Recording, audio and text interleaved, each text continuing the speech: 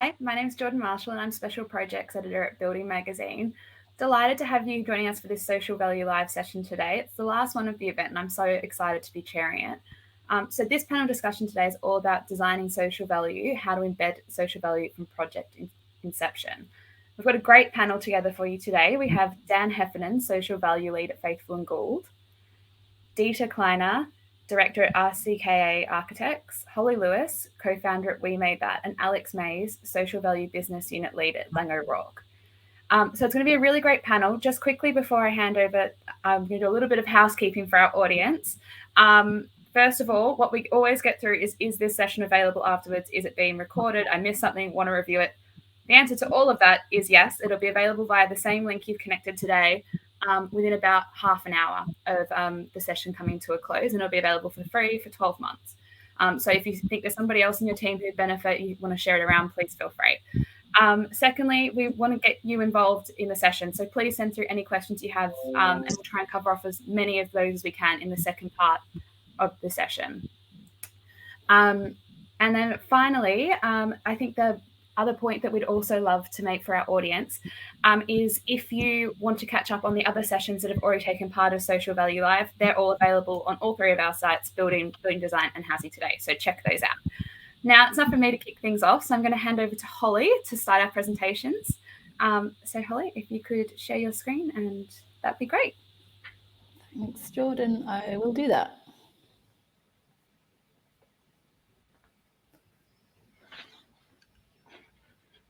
Here we go. So hopefully everybody can see this okay.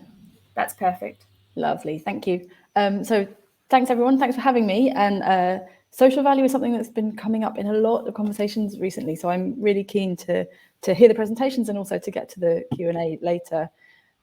I thought I'd start just with a bit of an introduction to who we are so that you understand the angle, I guess, that we're coming at this from. So We Made That, we create equitable places through incisive research and impactful projects. We're really interested in that impact. We only work with public sector and charity clients, and through all of that work, we're really committed to delivering public good. That's what sort of drives us. That's what we're interested in.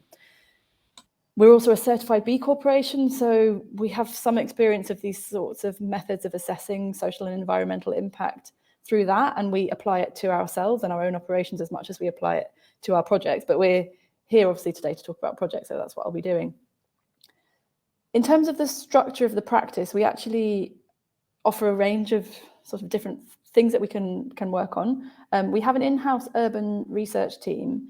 The members of that team are not from a design background. So although overall we're kind of architects and urban designers, within that team, we have people from a particular sort of socioeconomic background. And that will make a bit more sense when I get into the project that I'm going to talk about, I think, how we are able to use and draw on those expertise.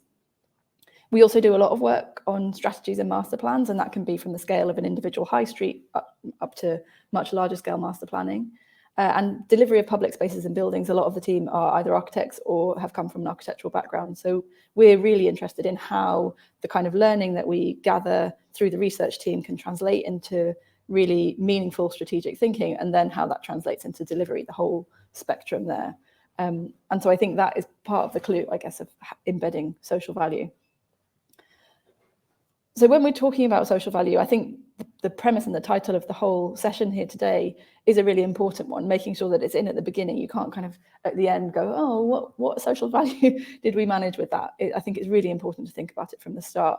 So I'm going to be talking about just one project. We haven't got long, so I'm going to just be talking about a recent town centre strategy that we've developed for Hackney Central. It's recently been adopted by the council, so it's like all official, done and dusted, and an adopted document now. And obviously Hackney Central is an area of great change, great urban change.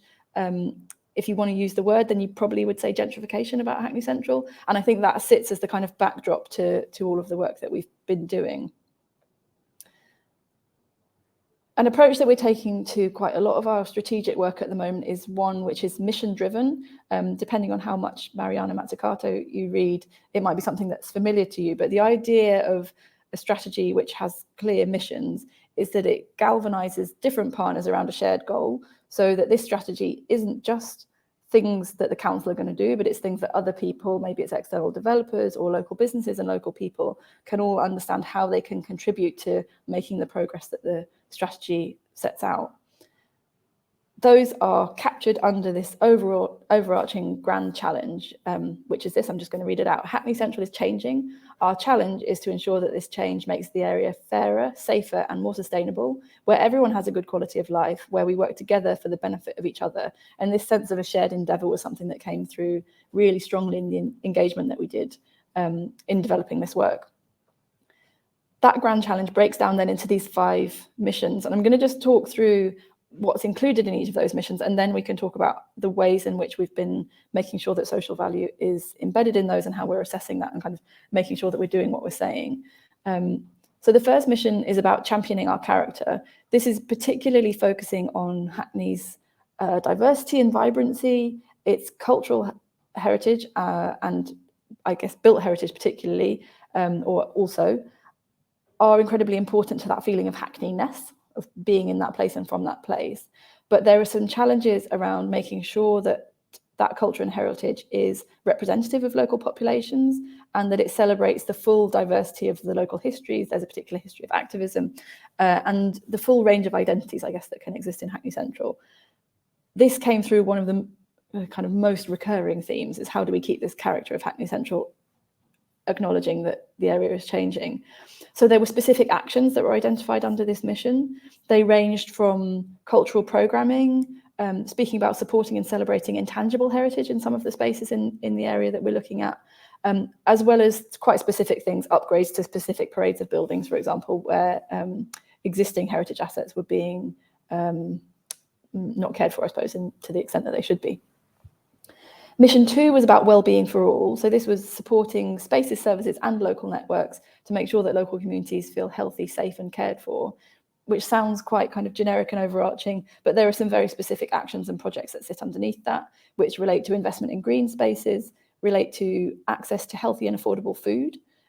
So we're not just talking about what can we build or what are the kind of planning regulations that might come out of this, but the full experience of place includes where do I get something healthy to eat. So there was a specific action related to that, as well as delivering social and affordable housing. The council have made a big commitment to delivering their own social housing, and that's represented in the strategy. So we're trying to span that full spectrum of the things that are meaningful to Hackney Central's communities. Mission 3 is a fair economy. So this is about making sure that what is arguably a very successful economy and in certain sectors sort of innovative and pioneering, making sure that that's working also for local people and supporting ideas, businesses and people to access secure and fulfilling jobs. So here we were talking about developing skills and training pathways for local people into some of those businesses, particularly in the creative sector, more towards the sort of southern end of the area that we were looking at. That spanned all the way through to things like supporting Mean Well programmes to address vacancy within some areas of the town centre and to encourage footfall. So this is spanning sort of foundational economy, high street economy, and some of that higher end tech and creative sector businesses that all exist in the area. Mission 4 was green and resilient, hopefully relatively self-explanatory, but implementing measures to help fight against the effect of climate change, move towards zero carbon and improve biodiversity and reduce waste. So here, again, quite a broad range of things to cover. And again, we identified really specific actions around tackling air pollution, supporting the circular economy, for example. And Mission 5, we titled Developing Well. This was something that came up over and over again through the engagement process that we used to develop these recommendations, was making sure that local residents were able to engage with and influence the future of the area at all age ranges. So this is an image from a workshop that we did with an anthropologist called Mayan Ashkenazi with local young people. The results of this workshop actually ended up on some billboards, but for here, it was really important to say that we've tried really hard in our engagement processes in developing the strategy, and that needs to be committed to in the future for the council. There were some, I think, quite challenging recommendations about ongoing, honest and open communication, certainly feelings from local people that hadn't been the case in the past and that was required as the area continued to change, that this sort of supported process of communication was really important. But I think what was perhaps most significant in the strategy from our point of view is that this wasn't all just warm words.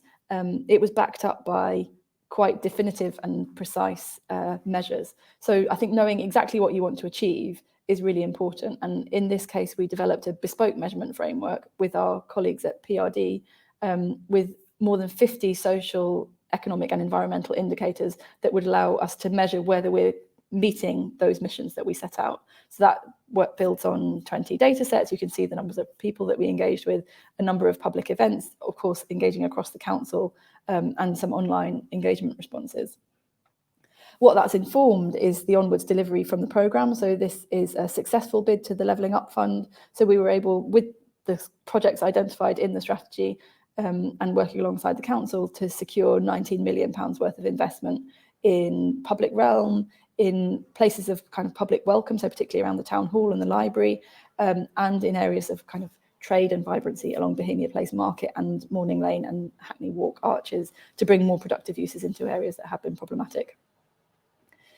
We've also been using the strategy to inform things like there was £600,000 worth of additional restrictions grants, so COVID-related work. This was across the pandemic.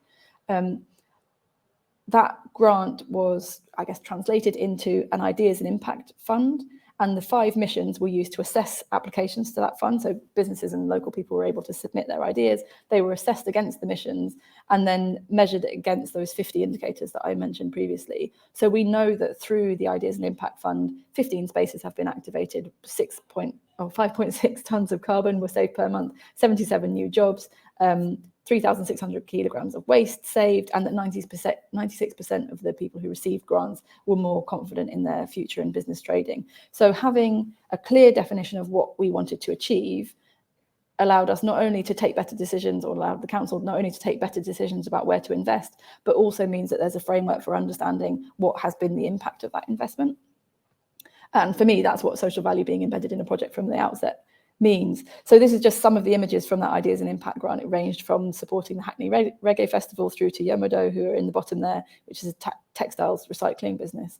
So I think it's this about better decisions about investment, because you understand the impact that you intend to have, better design decisions because you're focused on what is it that you're trying to achieve, and then a better understanding of the outcomes, that this is the kind of full cycle, I think, of really embedding social value and making sure that you're delivering on the social value potential of your projects.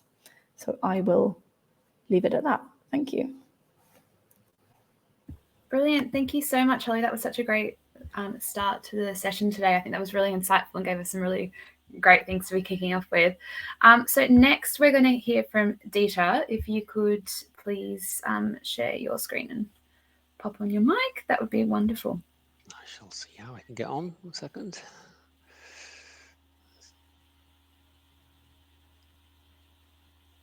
Okay. Okay. You see that okay? Perfect. Fantastic. Great. Thanks for that, Holly. That was really interesting, actually. Yeah, I'm also looking forward to getting into the questions and hearing a bit more, delving into some areas of detail. Yeah, and thanks for inviting me to say a few words as well from RCKA's perspective. So I'm a founding director. We set the practice up about 15 years ago now, really to pursue an interest in the power of architecture to realise positive outcomes for individuals, communities and society. So there's lots of relevance with realising social value.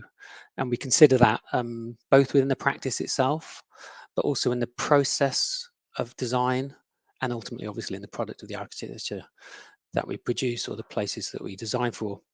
I mean, achieving meaningful outcomes is really at the heart of all of our projects, and this little grid sort of identifies that we consider these from the start, and they've really varied in the projects that we approach. We've got no house style, but what we do have is a process that, as I mentioned, I'll touch upon, that we adopt to ensure we understand the needs of the users and the local community who we're working with.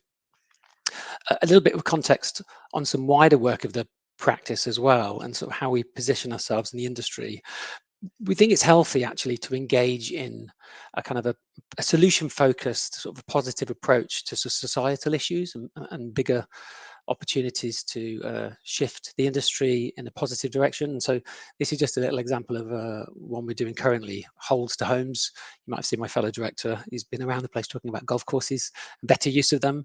And this is a project, a speculative project, a research project, just trying to look at how we can deliver more affordable homes, how we can deliver better community amenities. This is on half a site in Enfield. Improved biodiversity, it connects communities, and it provides much needed services along with 600 new homes.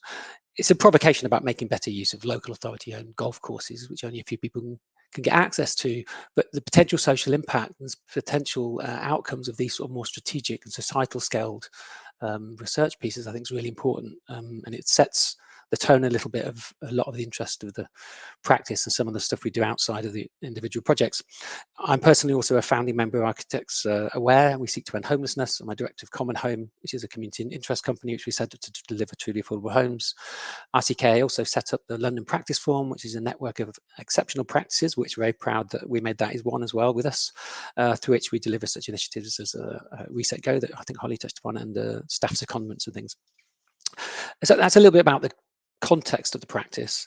And then I think it's worth also touching on, I think fundamentally the answer we're probably all going to give, but maybe illustrate it in different ways, is as Holly also touched on, is to really embed social value and better outcomes, you need to get in early.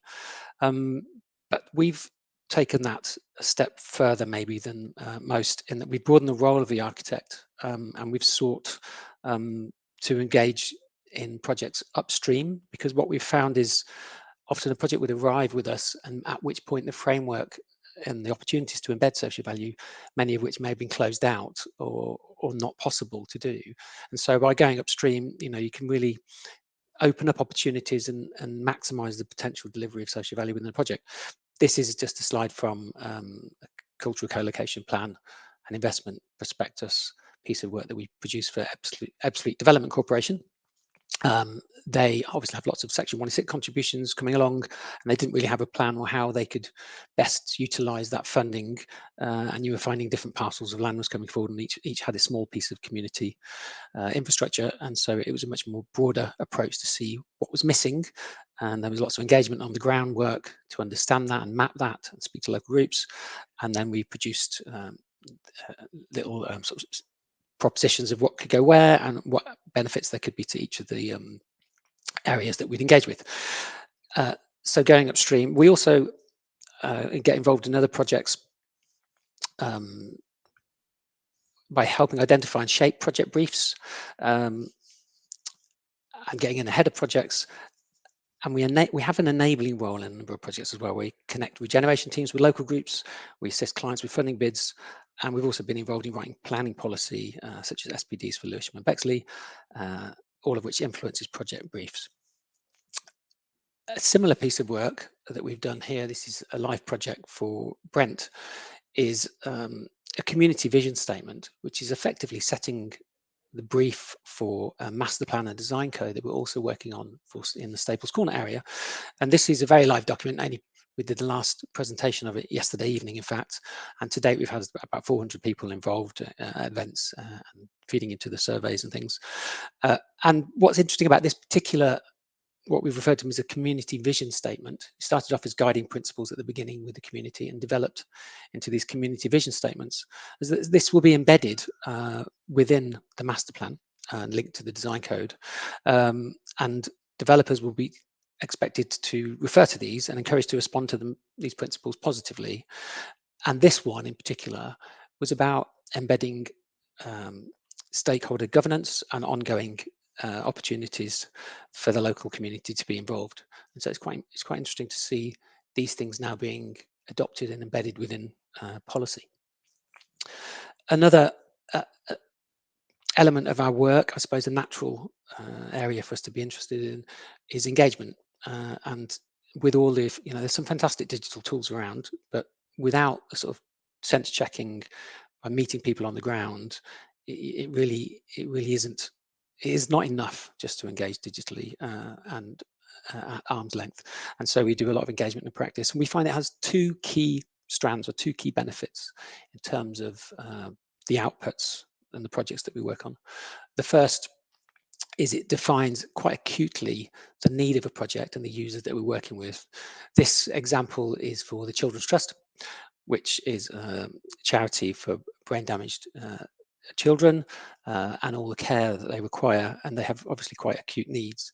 And this was just an illustration of a wheelchair tour that we took on the site to understand from their perspective sensory conditions, and so it allowed us to really tailor the design of the buildings that we've done for them in a much more meaningful way that enhanced the well-being and the outcome of the project that we produced. Strong silhouettes, senses within in the ground, and the importance of the ceiling soffit, because a lot of these children are looking upwards a lot of the time. But more fundamental than that, that's maybe arguably more of a standard role of engagement, albeit a very bespoke and complex project. We see engagement, actually, the second sort of facet of it, as a potential end in itself. It can nurture and reinforce sort of existing social networks. It has the ability to empower and connect people, and it provides real agency and ownership. And I think we think at its most powerful, particularly when it's realized alongside the end product. It can provide real life-changing opportunities for the local communities through meaningful project legacy and stewardship strategies. This next project I'm going to show you very briefly is TNG. It's now been going about 10 years.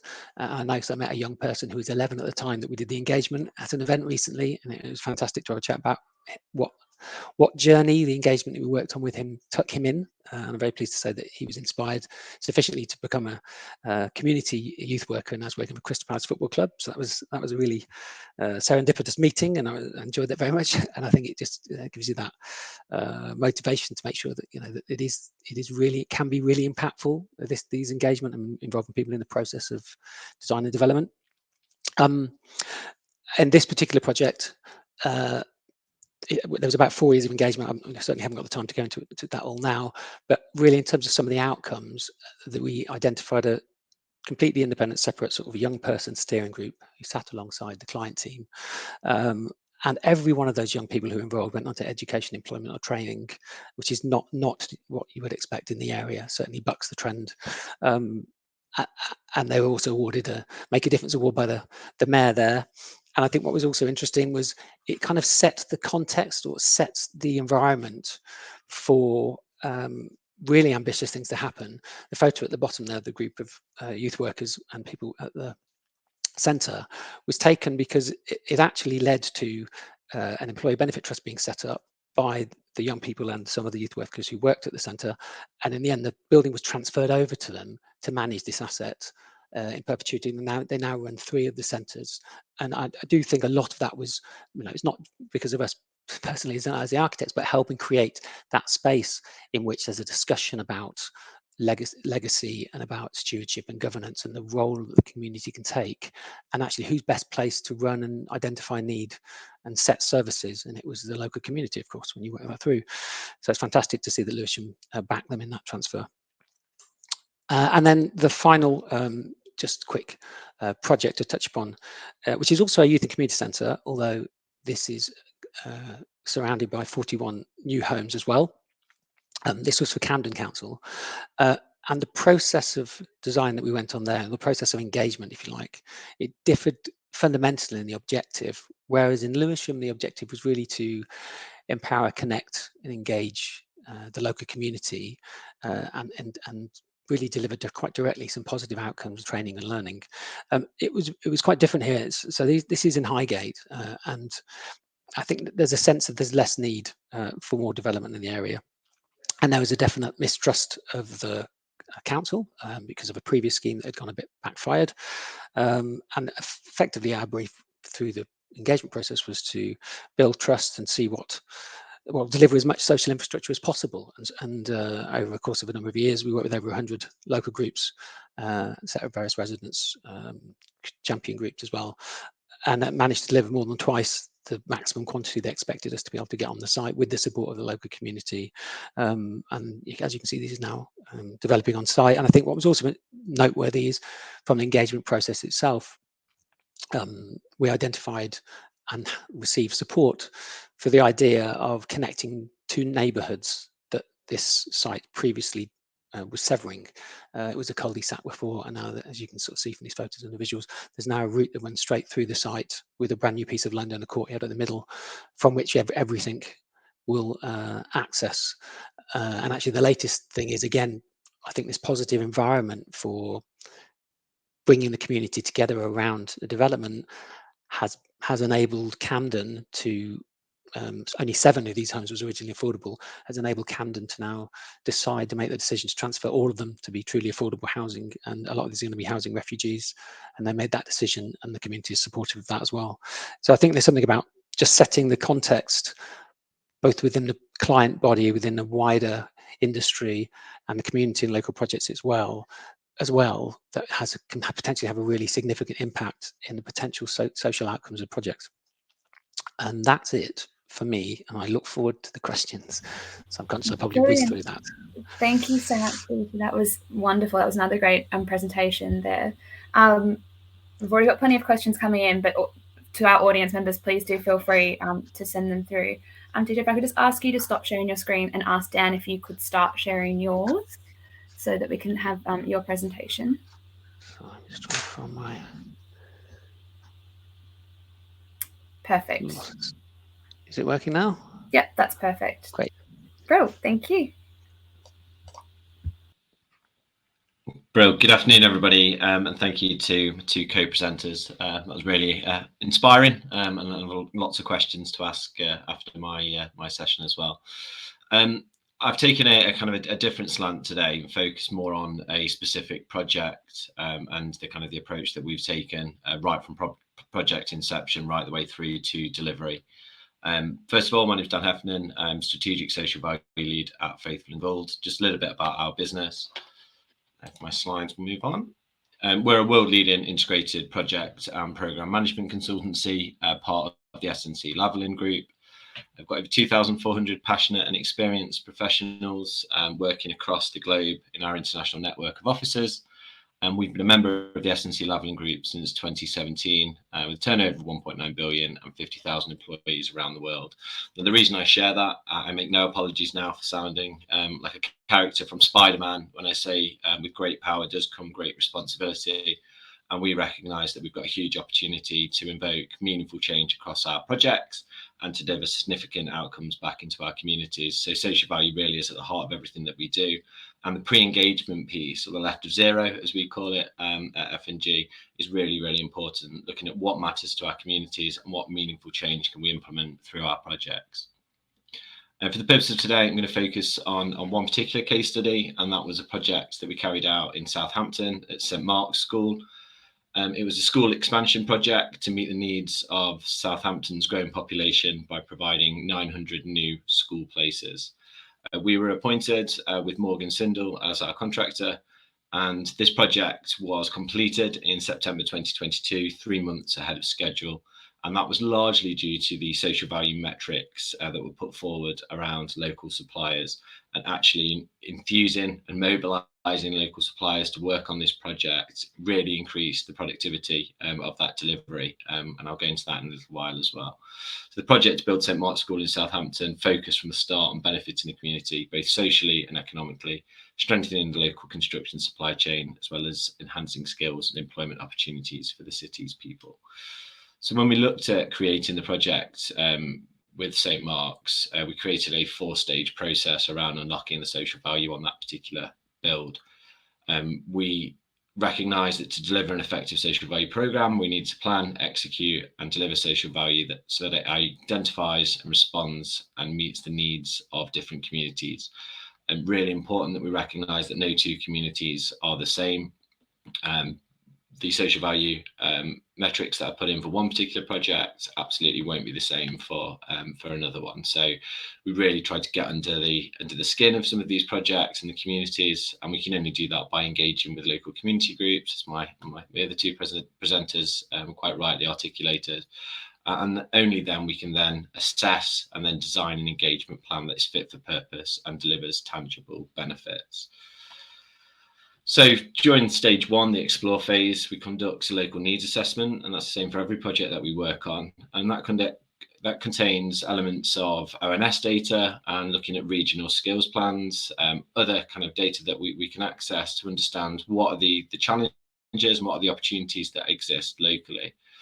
We then work comprehensively with our clients, so in this case it's Southampton Council, to understand what do they want to get out of this project, what are some of the challenges that exist across the locality, and bringing in multiple departments from within the council as well. So not just within the procurement space, who would be ordinarily directly working with, but across their economic development, across place, and bringing in their education teams as well, both adult and young people, to identify what the strategic priorities were for the council. We had quite a few of these workshops that took place right before any sort of design processes were put in place for this project.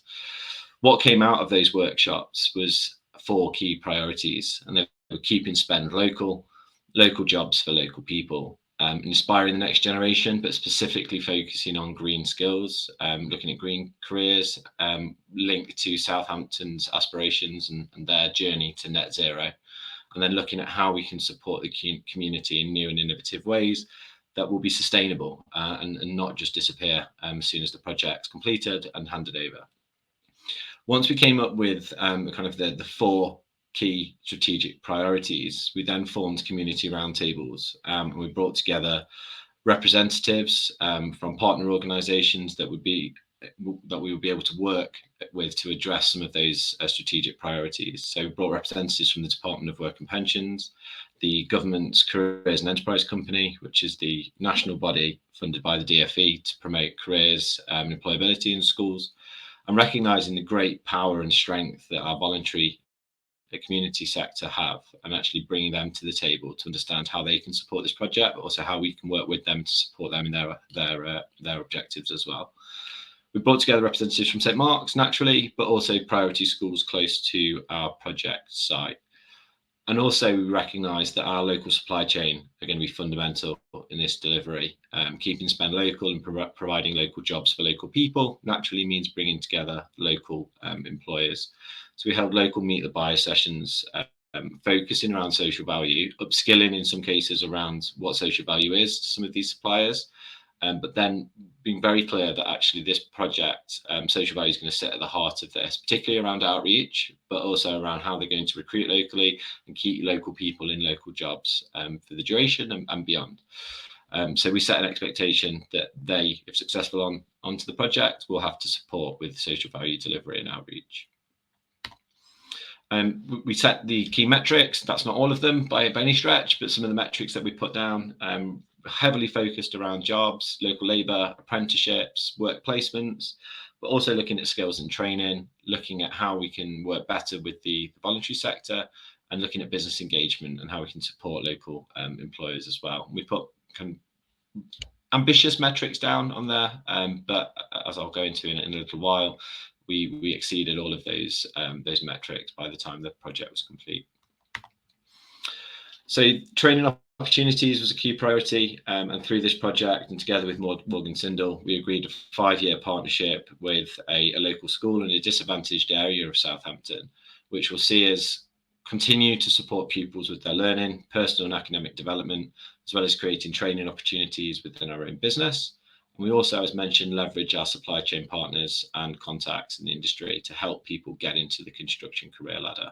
And that included working with the Ministry of Justice and looking at how we can support ex-offenders getting back into work, right the way through to supporting those who are long-term unemployed, working with the Department of Work and Pensions and getting them back into employment, through to working with local schools and providing those kind of work insight sessions, work experience sessions, and then eventually getting people onto the career ladder through apprenticeships and work schemes. Keeping spend local, as I mentioned, was key throughout. So looking at those local suppliers and ensuring that they understood the importance of what we were trying to achieve. And that kind of productivity really shone through. People were really committed and dedicated to working on the project. As an example, Architecture PLB, who was the architect on this project and who had offices in nearby Winchester, They were appointed back in 2018, but due to the locality of where they were based, were really invested in this project. We were able to meet with them regularly on a day-to-day basis, and they were involved in delivering outreach, etc., into the communities as well. So for us, the local element was really key here, and that pre-engagement piece, taking the time to understand the local area, well, who made up the local area, and giving us that time to kind of plan and get all that together was really, really key. So local suppliers made up 70% of the spend during the development phase, and that was calculated to create 39 million back in additional economic benefit back into Southampton. Recruiting locally, we created a partnership arrangement right at that pre-engagement stage with the Department of Work and Pensions, and we engaged our colleagues, continue to engage our colleagues in their mentoring circle programme in Southampton. We delivered workshops and structured sessions at our offices and in local job centres. We actually brought individuals into our offices, and one gentleman said to me he never thought that he would step foot in a building like ours, never mind being offered a role in that building. And that really brought it home to us, actually, by working with local people. They've got so much to offer, but sometimes just need a bit of support in getting onto that career ladder. And that's a scheme that will continue to roll out across the city well after this project is concluded, as it already has. Looking further at supporting local community, we work with the council's housing teams to provide work insight sessions and environmental support to refugees. And those sessions quite practical, but looking at how they can use smart meter technology, what recycling is and why it's important, and looking at green travel options as well. And there's a really good community engagement piece, and again, the legacy for that will continue, and as they pass that on to their peers, etc. as well. And the career inspiration sessions and skills attainment in young people, that was a key focus. We didn't want to just do ad hoc sessions, turning up career fairs and doing random sessions. So we became a strategic local partner of the Careers and Enterprise Company, and now supporting all state schools in the Solent-Let region with progressive careers education. And that included looking at the curriculum, looking at how we can bring that to life, how we can relate to what we do in industry, to what they teach in the classroom, but also raising awareness of green jobs and net zero and everything else that we're doing on this particular project, and bringing it to life by using real examples at St Mark's. We're also involved in teacher encounters, and that was taking teaching staff out of their classrooms into our industry, into business on site. So actually when they go back into school, they're able to articulate the lessons that they learn in a new way, bringing the curriculum to life, but also helping to bridge that gap between the world of work and the world of education. Benefits for us because we're struggling with skills gaps and recruitment shortages at the moment. So it was a no-brainer, but a really powerful mechanism. And also look through the design phase. The sports facility that was designed at St Mark's was designed as a multifunctioning community space. Right from the pre-engagement meetings, it was decided that we needed a space that was fit for the community. The dedicated entry and exit points were created on that space, and that space will be continued to use by the community in the years ahead.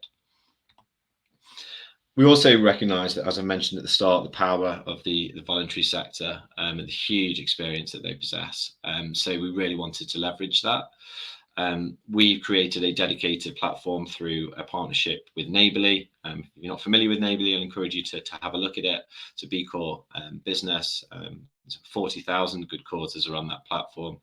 And we reached out to community organisations in Southampton with a focus on net zero and green, and embedded them within the project to support advising design teams, support our project teams, but also now connected into the school itself. And local schools across Southampton, and those relationships are currently underway and will continue to grow and to flourish, which will hopefully help the city's aspirations in their journey to net zero by producing people that are aware of green skills and the mechanisms to get there. I know we weren't going to talk on the evaluation and reflection piece, so I'll keep this quite brief, but we always ask the so what question. Okay, we delivered sessions. What was the outcome? What did we achieve? What was the impact? What was that social return of investment? And crucially, how can we do better next time? And what needs to change? So the project value of St Mark's is £40 million through all of the mechanisms that we've put in place and that are continuing to kind of to be taken forward, and the sustainable piece. The social value impact of that project was 74.91 million back into the community. So for every pound that was spent on that project, £1.88 was invested back into the local community.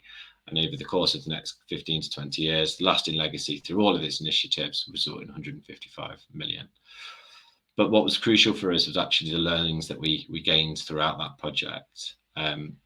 We identified through the work at St Mark's that, particularly when it came to career outreach and working with schools, that a bottom-up approach lacked sustainable impact. So actually going in at career leader or classroom teacher level was quite hard work, and actually it did result in quite ad hoc sessions. And we also recognise that we cannot support the skills demand required by net zero by doing what we've always done. So there's a real opportunity to strategically influence the education system. So through the lessons learned at St Mark's, Faith and Gould, together with our parent organisations, we've created a dedicated Governors for Schools programme, and we're placing our colleagues on strategic educational boards, both in Southampton, but now across the country, to help to influence those decisions that are made in schools, but also to infiltrate the curriculum, so enabling us to create a sustainable talent pipeline for the future. So whilst that says 44 governors in 44 schools, we're now close to 100 governors already and growing. So that was a real kind of success story that's come out of this project, and one that we're really, really passionate about. And also chapter 1, by working with St Mark's and some of the other schools across Southampton, we were aware that, as it says on there, large numbers of people lack basic literacy and numeracy skills that provide a basis for further learning and progression. So we wanted to look at an innovative way that we can support this long after this project has concluded. And again, by partnering with a charity organisation right from the start of this project, we were able to encourage our colleagues to log on remotely, and they continue to do so for 30 minutes every week and read to local young people, helping with their literacy development and skills. And that's something that we're now looking to roll out across every project that we're involved with moving forward. I think I'll leave it there, but thank you very much. Brilliant. Thanks so much, Dan. Another great presentation. Alex, I'll ask you if you're ready to start your presentation, then we'll jump into the Q&A after that. To our audience, your questions are coming through, and we will put as many through as possible. So Alex, I'll hand over to you. All right. So my name's Alex, social value lead at Lang O'Rourke. I'm going to take a slightly different approach. It's really interesting listening to the other speakers talking about embedding it. I just want to talk briefly about how the social value has kind of evolved over the last 10 years and then bring that to life in a real example. So Lang O'Rourke, tier 1 contractor, and yes, we've been involved in some amazing projects, changing communities. But what's make us different is our mission, our purpose. And we are pushing the boundaries of what is possible in service of humanity. And that feels really lofty. But stick with me, and I'm going to draw out how that has really changed the lives of the people we in the communities we work with. So in its formative years, social value programs were often shaped by a client request. And they would say, please, can you put some social benefit or community engagement as part of your project? KPIs would be developed at the start of the program, often without thought of community need or without asking the community stakeholders what they really want. That led to a slightly tick box mindset, with it being sort of as an afterthought, and occasionally resulted in very narrow mindsets about results and what that looked like.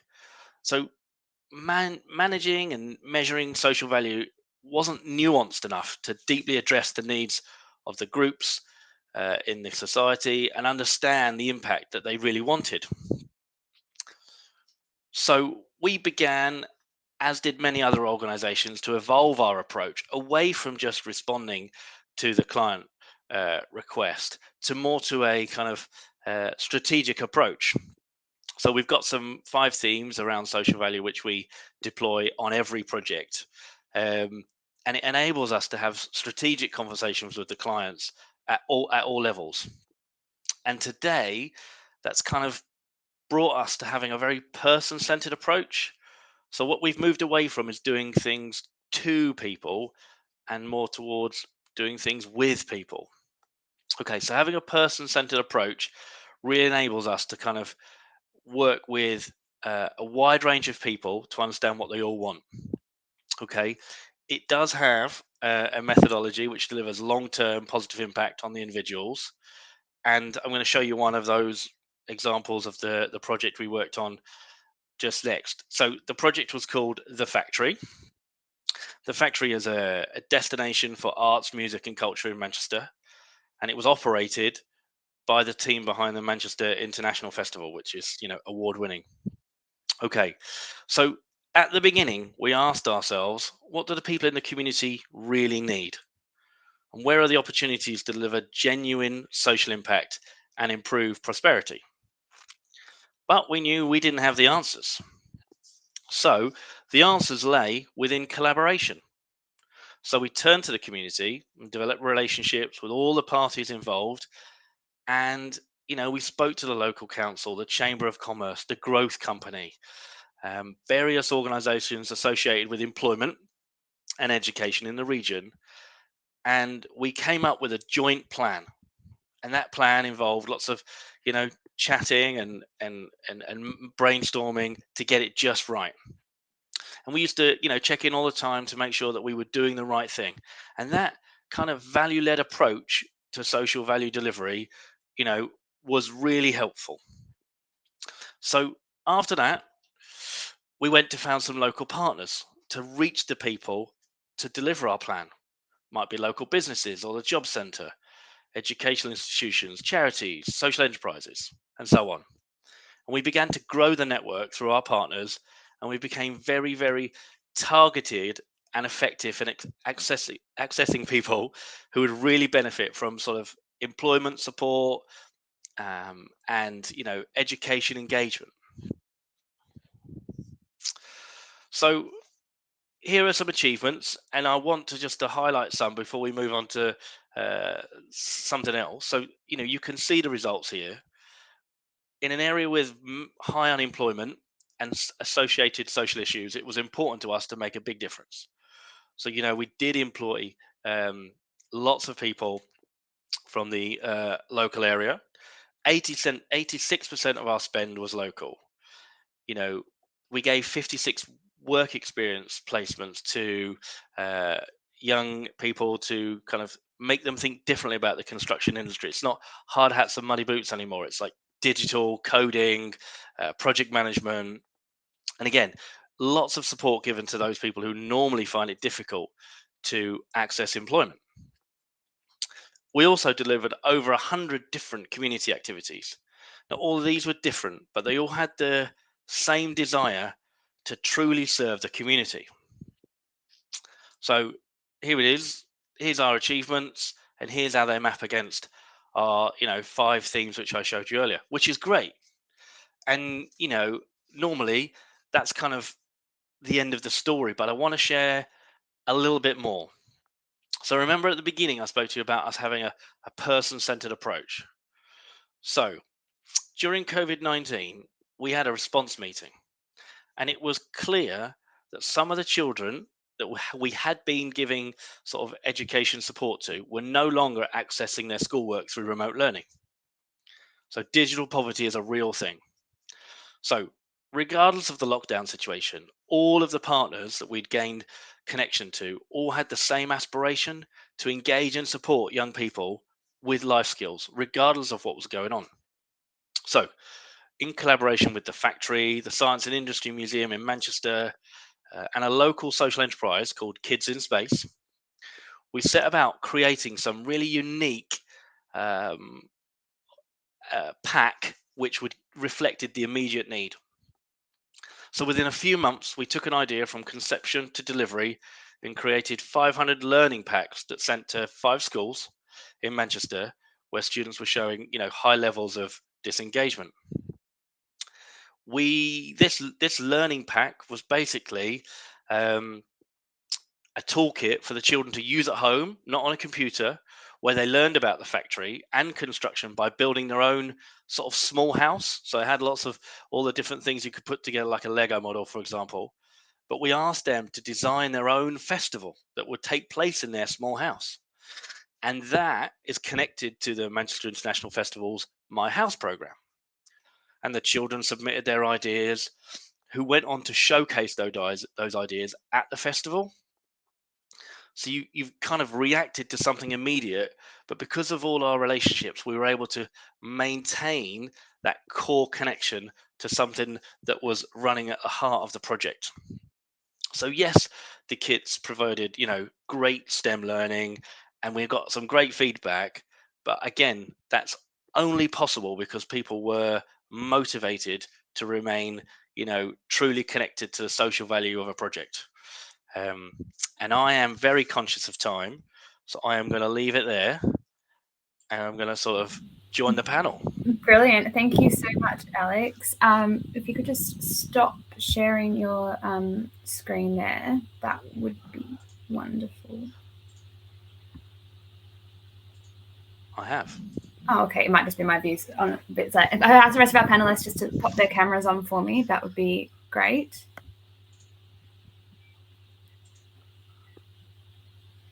Oh, I think, Dan, you're still sharing your screen. If you could stop sharing your screen, please.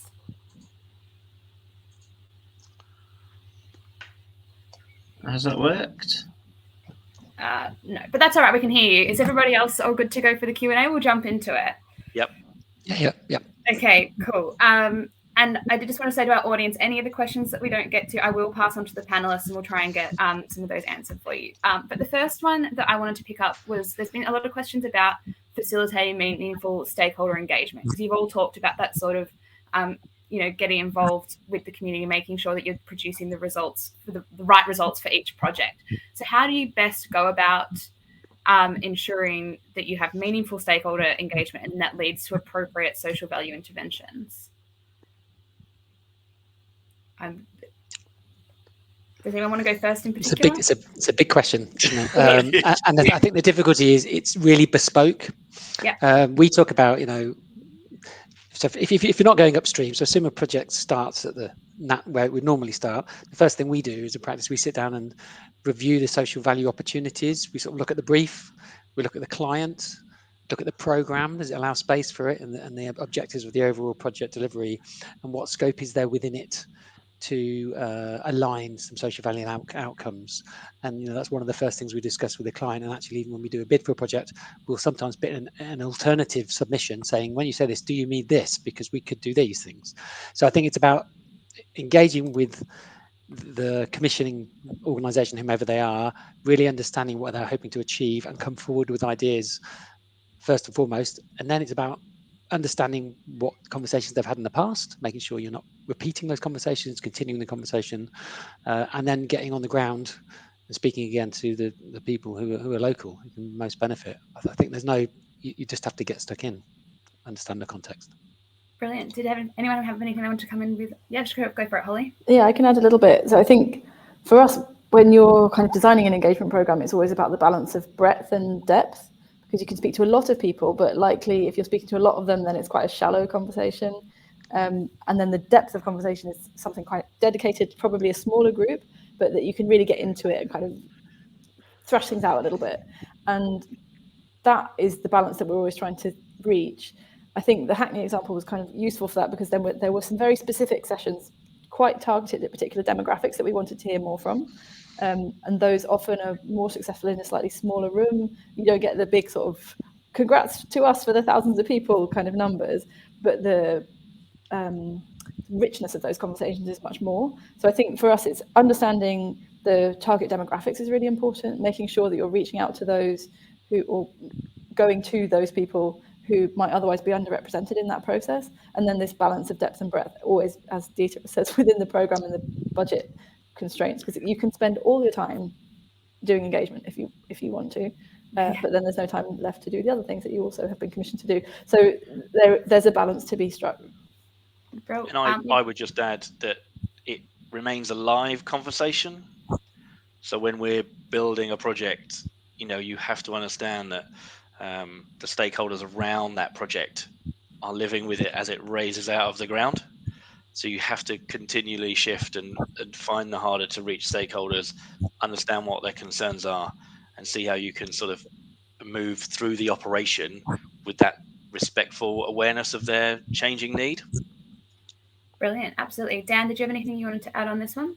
Yeah, I was just going to say just regular communications with the community, and I think that pre-engagement piece, ensuring that we're not putting everything and anything down, just ensure that it is focused, it is measured, and that we're continually engaging with the community and the people that are going to be impacted. So just echoing everything that everybody else has said, really. And so something that you touched on, Dieter, that's obviously quite bespoke because the outcomes you're trying to deliver are quite bespoke. Is there, space, for significant lessons learned to be applied project to project in that case? Or do you think it really is very independent for each scheme? I think there's certainly learnings. I think that one of the biggest learnings is to be more strategic, actually, which picks up kind of a number of the points that were made earlier, whether it's depth and breadth or how much resource there is. And that it's not just a will of a positive personality is able to get. I'm going to speak to you. I'm going to keep coming back. That's great to an extent, but you do learn. You can be more strategic, and it can be just as valuable. And there is always tends to be a solution. But yes, there are definitely lenses you can apply. But at the same time, it is bespoke. No, absolutely. Dan, I suppose you were talking about some of the learnings that you've taken from the Southampton project and how you've now rolled some of those into your wider education schemes. Do you sort of feel that there is that capacity maybe more in that sort of like type scheme? Yeah, I mean, anything that we do, we're looking at continually reviewing and then amending if needed. So I think the schemes that we've started in Southampton and across all of our other projects, I think we're learning as well as we go along. Our contractors are learning, our supply chain are learning. So I think it's important that we do have progressive conversations and that we take the best practice from each of our projects and then we continue to build them into our new frameworks and projects as we move forward. So yeah, I think it's a case of that we're on a journey here. We're not at the end yet, and I think if we just continue to work in a progressive way, then we can start to shape some meaningful delivery and see some really good impact at the end of that. What about you, Alex? How do you find sort of balancing the bespoke nature of social value is intrinsically going to have to be delivering value for that particular community and that particular project, but then also trying to establish best practice? Oh.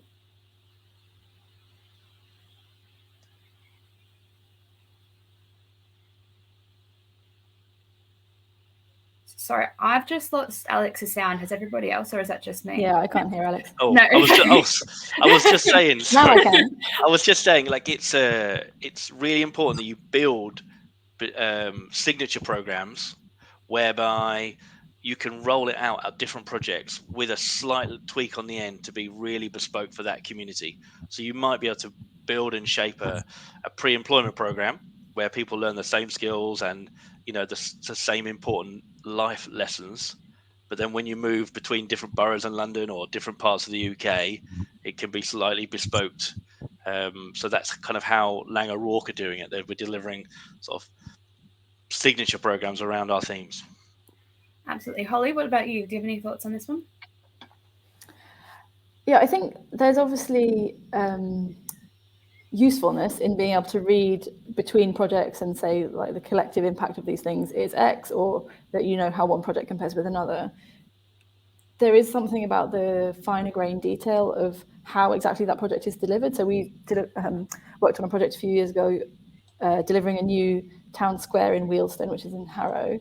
Alongside that, we ran the Wealdstone Youth Workshop, which was a group of local young people getting skills and training. So it would just tick skills and training boxes. But the detail of that was that they were designing bits of furniture, they were learning about injection molding processes, and they were working with industrial designers, and they were getting royalties for sales of their product. And it got 2 rounds of sales at the Barbican shop, and they had to do another. Like, there's all this detail and richness that can come in at that level. Like, we don't need to put that into a spreadsheet.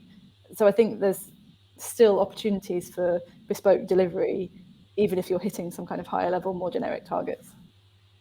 Absolutely. So something that I wanted to ask you all quickly before we conclude is, obviously you guys are experts in this area and have a lot of experience. If there are people in the audience who are earlier on in the social value journey than all of you guys are and all your businesses are, if you could give them sort of one piece of advice for making sure social value is embedded in their projects from the outset. I say one, but if it's 1.52, that's okay. I would really appreciate that. I can pick on someone to go first unless anybody wants to volunteer. I think from my perspective, it's just talk to the communities where you're based, offer opportunities to engage, and have those kind of progressive conversations. And I think a lot of social value activities or metrics, frameworks will come out of those conversations, and then you can just continually review them, amend them, and grow them as you go. But you start small and then grow rather than try and do too much at once. Brilliant. Thanks so much. Dita, you're next on my screen. So no problem, no problem. I think also something that I know, we went down a bit of a cul-de-sac at one point, really focusing to understand all the metrics, all the different ways of valuing it, the economic recognition, all those things. I mean, they're all laudable stuff, but I think you can get kind of lost going down that route sometimes, and it's actually really important just to do something. Identify some local priority or a local group or something. Start with something tangible that you can deliver, that's not a deliverable, achievable goal, and before you know it, you'll get in there and you'll probably then start learning that you could put hours and hours into it, and that's when you start after tempering things. But I think just get stuck in, really, and don't be put off because it looks so onerous. There's a lot of value to be given, even just in the time that you commit to it. Brilliant. Alex? I mean, I completely agree with Dan about don't get too excited and trying to boil the ocean, and to Dieter's point, just do something. It's really easy to get distracted by the mountain, but just get moving. I think I would say the social value network is growing. We're a friendly bunch of people. If you're not sure what to do, reach out and ask someone else. Guaranteed, if you're about to do something, someone else has done it before, and you will be able to find that information out. And that's my advice, really, is to just seek support from others within the social value arena. Brilliant. Thank you. And Holly? Yeah, I've just been listening as everybody else says all the things I was going to say. No, I think it's just about priority, about being clear what your priorities are, and then trying to achieve those. It's hard to go first and last.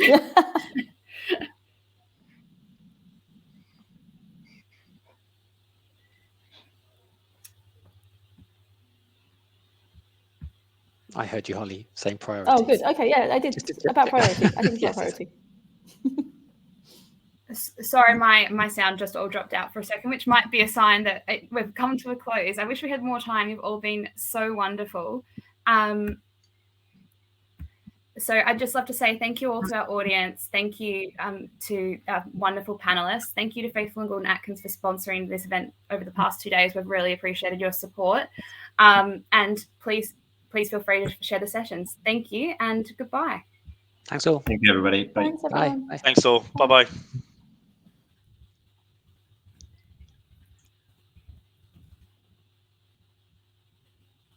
Oh, that's weird. There's a bit of a lag. Can't hear you now.